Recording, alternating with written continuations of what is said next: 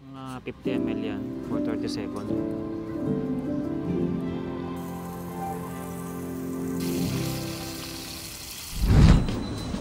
On. Punta na ako sa West Coast Park. Then itong dala ko, may tarp na ako at saka pole. So may gate 11.8K itong dala ko. So hindi pa kasama ito. Ito ang mga pagkain. Ito. Nasa 2.8 kilo to ang dala ko. Iniwalay ko na kasi hindi na kasya sa bag.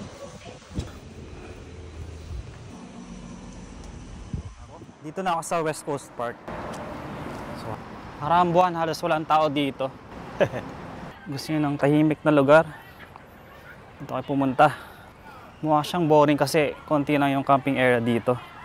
Pero kung gusto nyo lang naman mag-relax, dito na kayo mag-camping sa West Coast. Medyo madami-dami ang tao dito. Holiday kasi. Daming tao. Nakaraan walang-wala yan. Kasi ako lang talaga yung nagka-camping dito. Dito tayo pwesto. Start muna. Ito na yung pole ko. Made of carbon. So mahaba na to. Set up ako ng tarp. Pero hindi kaya ng tarp. Ang lakas ng hangin dito.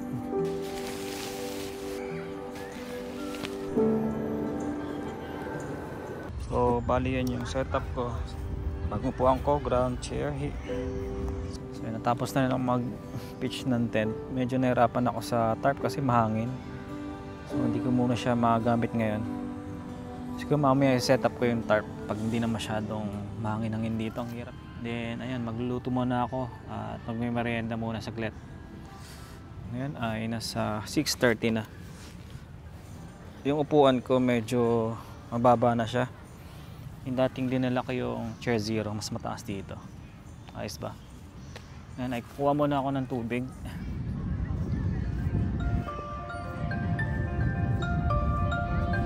Set up natin.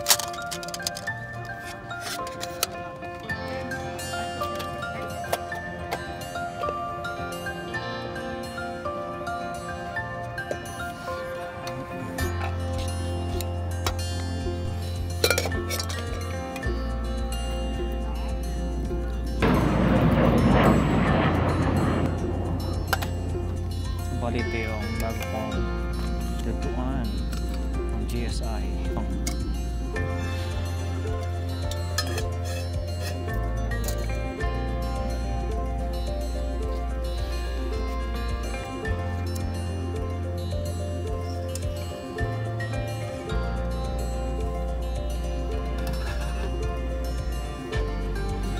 Bali ito yung coffee ko.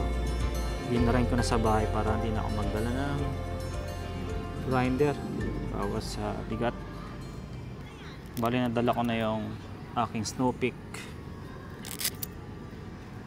Ito na yung Verne table na dinala ko. Yan. Okay naman siya. Okay, magkakape muna. Kukulo na. Hindi lang. First time ko to gamitin. Itong dripper ng Soto. Mga 50 ml yan for 30 seconds. Lutuin muna natin kape. Then tsaka natin buhusan ng paunti-unti.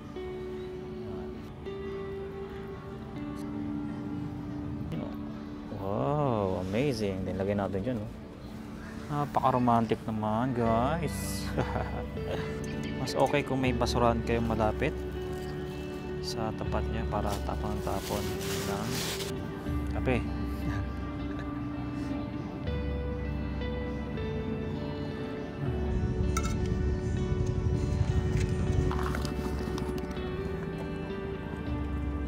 Bali, lutuin ko muna yung ating dumpling. Lalambot na kasi.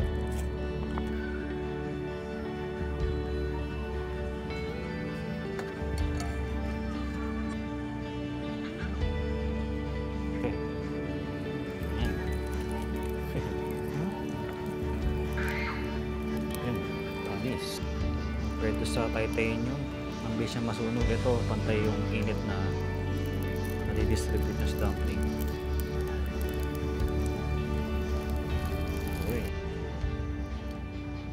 Takpan lang natin. Ayan. Dumpling yun, oh. Oh, sarap.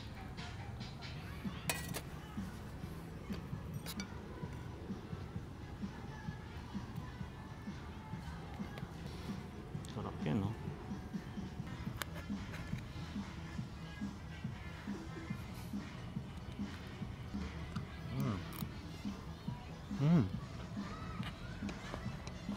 Grabe. Hap.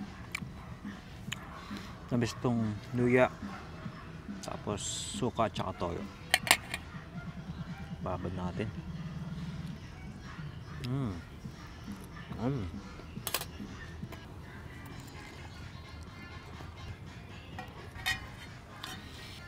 Mas okay talaga magluto dito sa lupa. Mas accessible kasi siya. Aabutin mo na lang.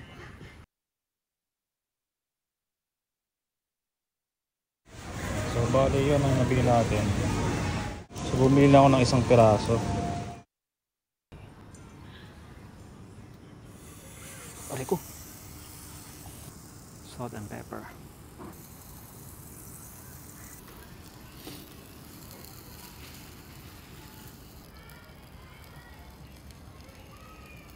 Yung tinapay natin.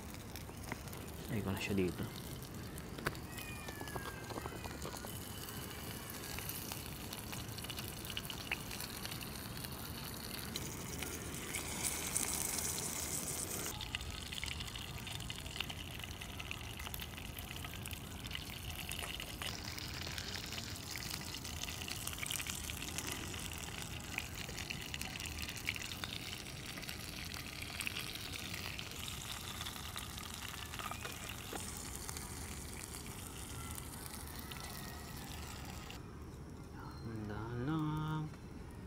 Yun, oh.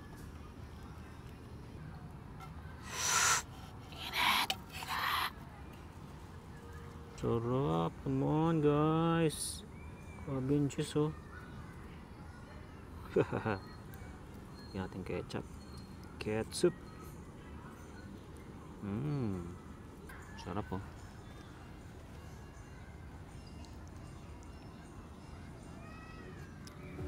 Sarap.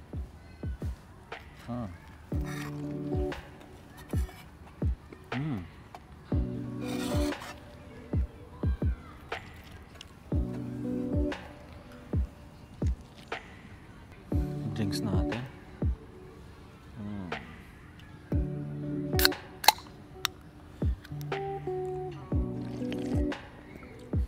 Lychee pala ito, eh.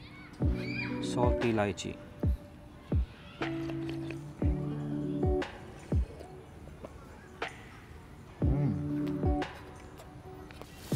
Medyo hindi na mahangin yan. Tara, subukan ko nang gamitin tong carbon pole.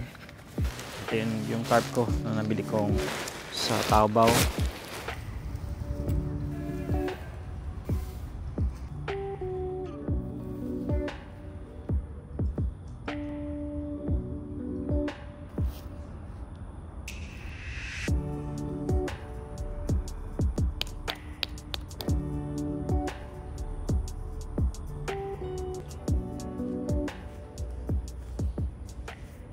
Yung tarp ko na setup ko na, at ang angulo ngayon double lock ko na siya ngayon.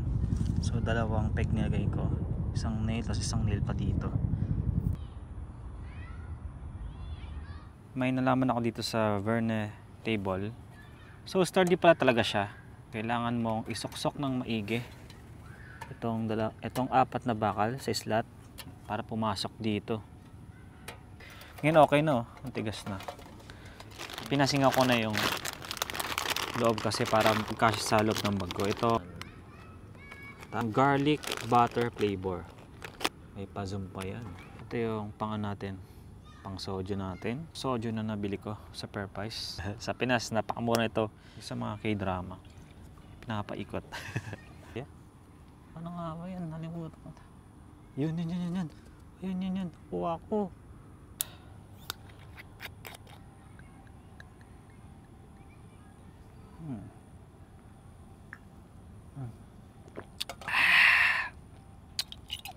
Tikman natin ang 100% corn. Real corn daw to eh. Sabi ko sa inyo, mas okay tong ground chair para sa akin. Mas komportable ako dito. Nauunat ko yung mga paa ko. Naabot ko yung mga ibang gamit na hindi ko na kailangan yung muko. Yan, abot kamay ko lang.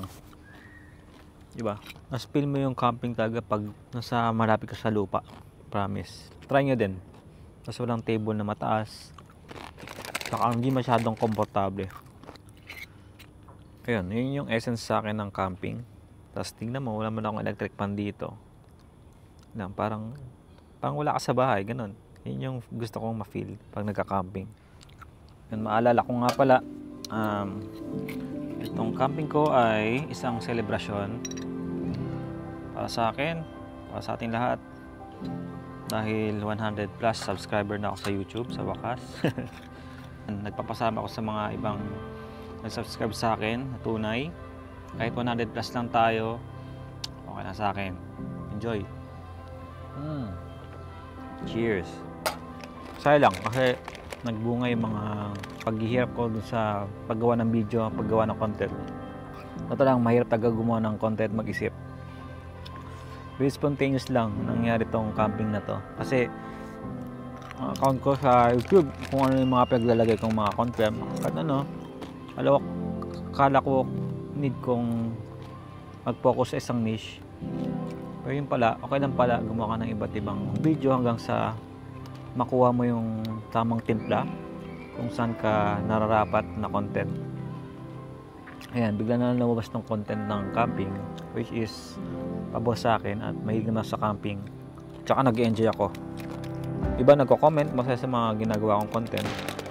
Ayun, kahit isa lang yung nagko-comment o kung sino pa man yan, sa asawa ko, salamat sa pagmamotivate sa akin. May malaking tulong sa akin yun. Sa mga katrabaho ko, na nagko-comment pa, isa pang tagay para sa tagumpay. 123 subscribers. Amazing. Nahiga na ako. Sa higaan ko talaga. Lambot. Promise. Hindi ako masyadong nakatulog kagabi. Ingay. Natin labas.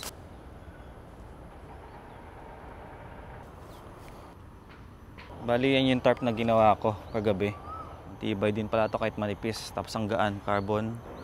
Nasa ano to, 400 plus yung gramo nito. Yung timbang niya, ito nasa 500 din halos. Magaan lang din siya. Dito yung toilet dito sa West Coast Park. Napakalinis.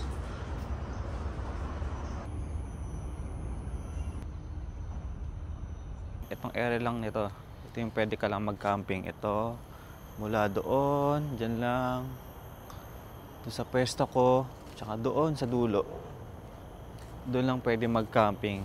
Bali, ang almusal ko ngayon ay hotdog, bacon, egg, tapos kape. Tapos may tinapay na din ako. Di bumigay yung tarp ko. Na-amaze ako kasi ayan, di ba? Tibay pala nito. Kahit manipis.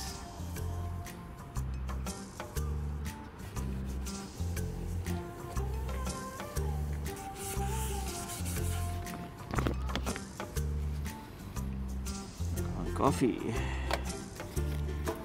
Binili ko din sa online. GSI din yung product name niya. Try ko din to. Filter din to. Nabasag yung itlog.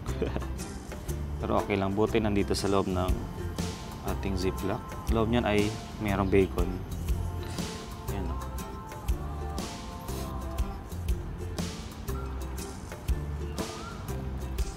Pwede.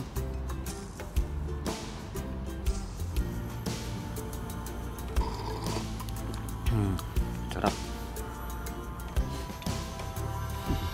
Basag. Ang pula.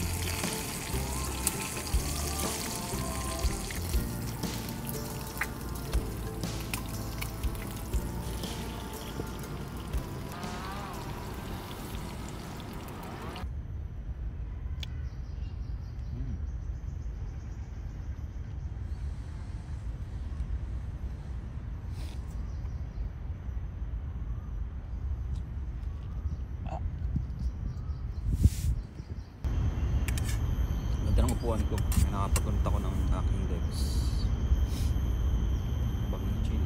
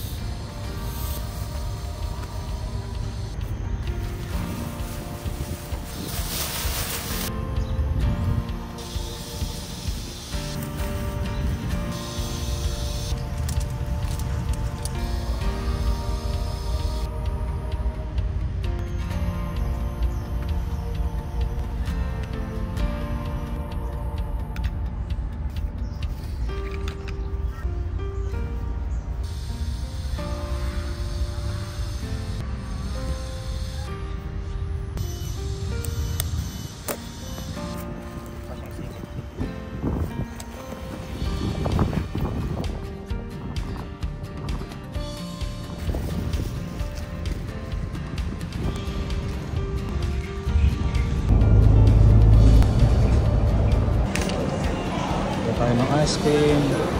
Thank you. Yes.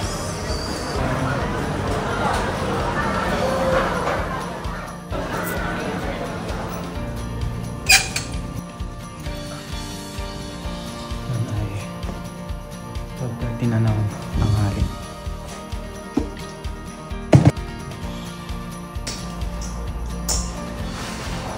So, thank you for watching my vlog. Hanggang sa muli. Bye.